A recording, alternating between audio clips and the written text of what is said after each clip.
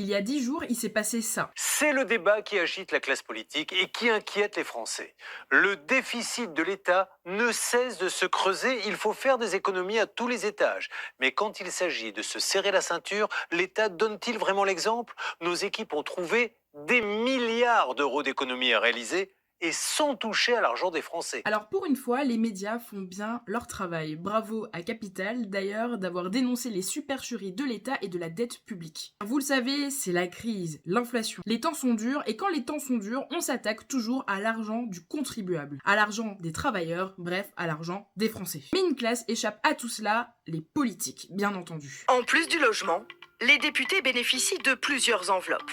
D'abord, ils touchent comme tout le monde une rémunération, 7 637 € bruts. Il y a aussi l'enveloppe qui leur permet de payer leurs collaborateurs, 11 118 € par mois.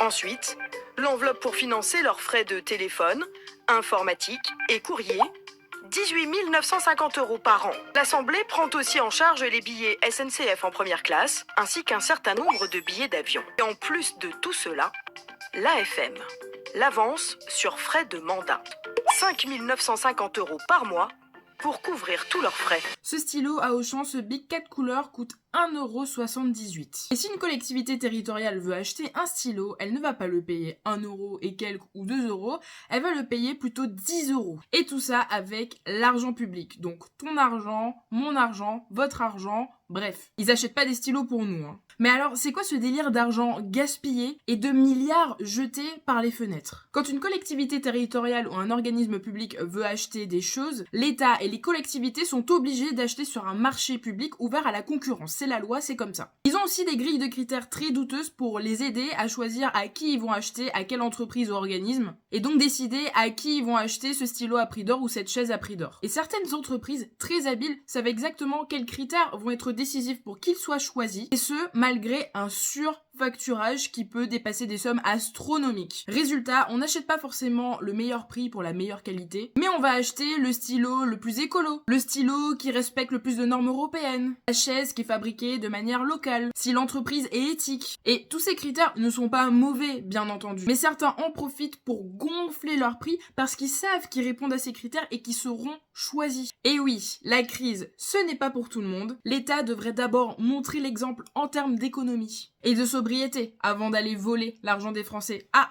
oups, c'est déjà fait.